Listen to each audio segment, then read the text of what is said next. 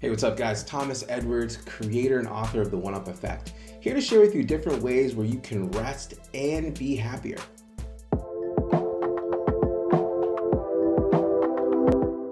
In a world where things are constantly going and everything is designed to grab our attention, it's so important for us to take time to rest. And I've discovered that there's different ways to rest and different kinds of rest that exists. And depending on what is necessary for you, hopefully one of these types of rest can benefit you. And I always like to think that in life, there is a health bar that we have as humans. I mean, we can't just go the limit without there being repercussions. And so if we want to be able to live more sustainable and happier lives, we need to be aware of our health bar and different ways where we can replenish our meter as it depletes based on different responsibilities that we take on each and every day.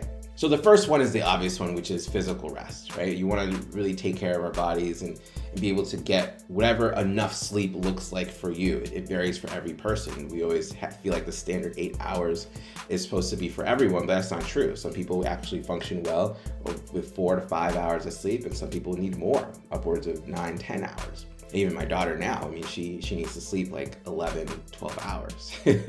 So whatever works for you, it's still very important. But even if sleep is not necessarily like the most important thing, it could also just be to not move your body. Like I may not necessarily sleep 8 hours, but I do make sure that my body is not moving and is resting for at least 8 hours. And if that includes a 20-minute power nap here and there, then so be it.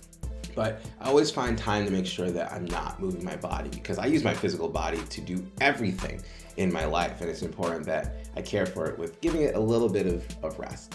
Mentally, there's a great way to relax your mind, which is through meditation, working on calming your mind to allow thoughts to come in and out and really just help you ground.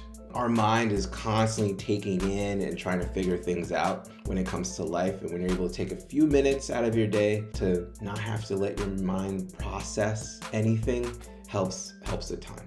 You can also spiritually rest. Sometimes life can be really chaotic, and that's like the best time for you to take some spiritual rest and do a gratitude list or find something that you're really grateful for, to ground yourself, to really appreciate the moment and what you have. Even if you might feel like what you have is very little, there's still something to be grateful for.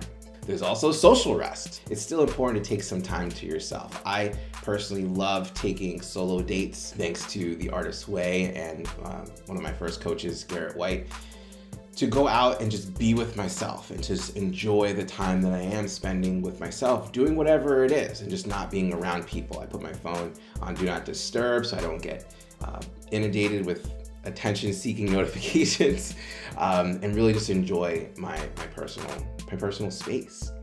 Of course, there's work rest, where you might feel like you're burning out from the amount of work that you're doing, and taking a break, that is so important.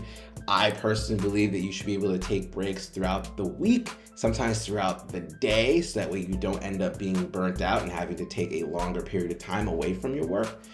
But whatever works for you is still very important to take that time away to not be inundated with work. And on that note, I think it's also important to take time to rest your senses. I think oftentimes we feel like our phone is the primary place where our senses are totally being ransacked. But even if it's just sound or light or what we're seeing on the TV or anything, sometimes it's important just to take a moment and just clear all of that and not allow your senses to be overwhelmed. I feel like your brain and your mental well-being will be so appreciative of not being overwhelmed by all the tools or electronics that are always around us throughout the day, almost every day. So that's my perspective on how we can find different ways to rest. I love to hear how you rest. What do you think of these things? Are these things that you already implement? Let me know. Comment below. Get involved in the conversation. I want to see other ways in which you rest as well that maybe I haven't considered. Like this video, subscribe, hit that bell, get notified when we put out videos, which happen almost every single day. If you find this video interesting, please share this with someone who might find this interesting too. I would love to hear what they think of this. And of course, if you want to learn more about happiness, success, fulfillment, making life much more enjoyable, long-lasting, and sustainable, you can go to theoneupeffect.com. Once again, this is Thomas Edwards inviting you to make life a game that you can win and have fun playing.